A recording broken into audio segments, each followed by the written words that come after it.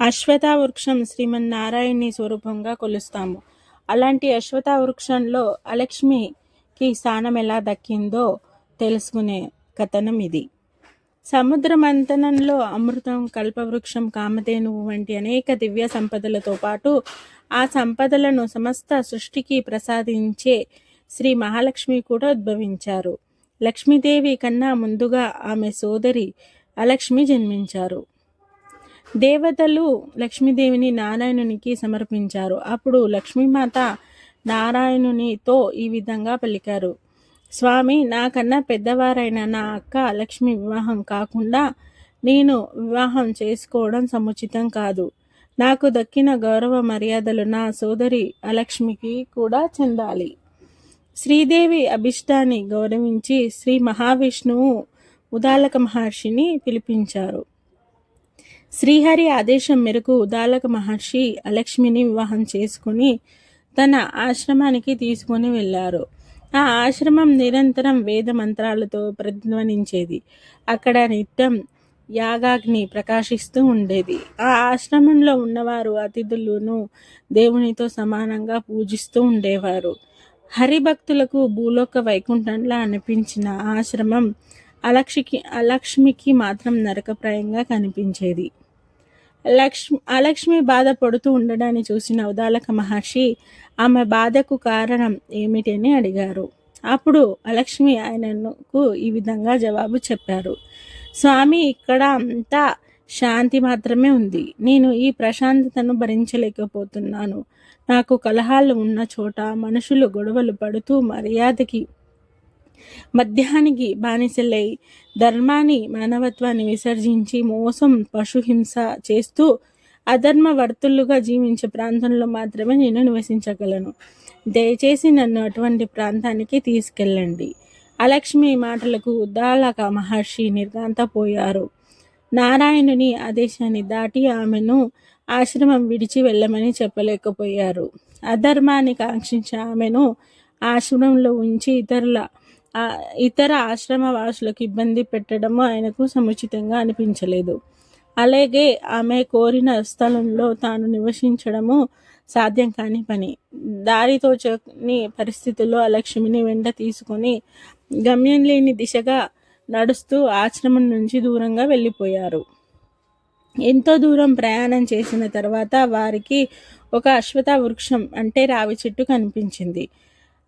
లక్ష్మిని ఆ అశ్వత్థ వృక్షం నీడలో వేచి ఉండమని చెప్పి ఈ లోపల తాను వెళ్ళి అలక్ష్మి నివాసానికి యోగ్యమైన ప్రాంతాన్ని వెతుకుతానని ఉదాలక మహర్షి బయలుదేరారు. ఎంత సమయం గడిచినా ఆయన తిరిగి రాకపోవడంతో ఉదాలకుడు తనను పతిత్యాదించి వెళ్ళిపోయారని లక్ష్మికి అర్థమైంది. ఆమె బాధకు కన్నీళ్లకు అంతు లేకుండా పోయింది. ఆమె రోదన వైకుంఠం వరకు చేరుకుంది. అలక్ష్మి ఉన్న ప్రాంతానికి లక్ష్మీనారాయణులు వచ్చారు. సోదరిని బాధను నివారించమని లక్ష్మీదేవి నారాయణుని కోరింది. అప్పుడు శ్రీ మహావిష్ణువు ఈ విధంగా పలికారు: అలక్ష్మి, ఉదాలకునితో నీ ప్రయాణమిక ముగిసిన అధ్యయనం, నీ జీవిత లక్ష్యాన్ని పూర్తి చేసే సమయం వచ్చింది. అలక్ష్మి, ఇక నుంచి ఈ అశ్వత్థ వృక్షమే నీ నివాసం. నీ ఉనికిని గుర్తించి నీ స్వరూపమైన ఈ అశ్వత్థ వృక్షాన్ని పూజించే వారి ఇంట శ్రీ మహాలక్ష్మి తప్పక కొలువై ఉంటుంది. అలక్ష్మి: నారాయణ, నా సోదరి లక్ష్మీ సంపద ప్రదాయిని. కానీ నేను ఉన్న చోట బాధలు, కష్టాలు మాత్రమే ఉంటాయి. నేను ఏ విధంగా పూజ అర్హురాలిని? శ్రీ మహావిష్ణువు: మీకు లక్ష్మీదేవికి ఉన్న సంబంధం జీవుడికి మార్గనిర్దేశకం చేస్తుంది. మీరు ప్రతినిత్యం వహించే బాధలు, కష్టాలు మానవుల జీవితం యొక్క విలువ తెలిసేలా చేస్తాయి. బాధను తిరస్కరించిన చోట ఆనందం నిలవదు.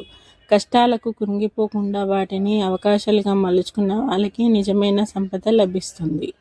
ఆ కష్టకాలమే మనుషులకు భవిష్యత్తులో లభించబోయే సంపదను కాపాడుకునే సామర్థ్యాన్ని ఇస్తుంది. నడవాల్సిన దారి తెలుసుకోవడం ఎంత ముఖ్యమో నడవకూడని దారి తెలుసుకోవడం అంతే ముఖ్యం. కావున మీరు కూడా మీ సోదరి లక్ష్మీదేవికి వెళ్ళే ప్రియహరురాలు. లక్ష్మీదేవి: అవును సోదరి, నువ్వు ఎవరికి శత్రువువి కావు. అంధకారాన్ని గుర్తించిన వారికే వెలుగు లభిస్తుంది. సత్యాన్ని బోధించే గురువువి. నిన్ను విమర్శించిన వారికి నా కటాక్షం ఎన్నటికీ లభించదు. లక్ష్మీనారాయణుడి ఉపదేశంతో అలక్ష్మి మనసు శాంతించి ఆనాటి నుండి అలక్ష్మి అశ్వథ వృక్షంలో కొలువై ఉన్నారు. లింగ పురాణంలో పద్మ పురాణంలో కూడా ఈ ఘట్టం ప్రస్తావించబడింది. వినయాన్ని అలవర్చుకుని సత్యాన్ని ధైర్యంగా పలుకుతూ ధర్మాన్ని జీవితంగా చేసుకునే వ్యక్తులు ఉన్న ప్రాంతంలో లక్ష్మీ నివాసం ఉండలేదు. అటువంటి జీవనం లాంటి అయితే స్వయంగా లక్ష్మీనారాయణులు మన వెంట కలుగుతూ ఉంటారు. నమో శ్రీ లక్ష్మీనారాయణ.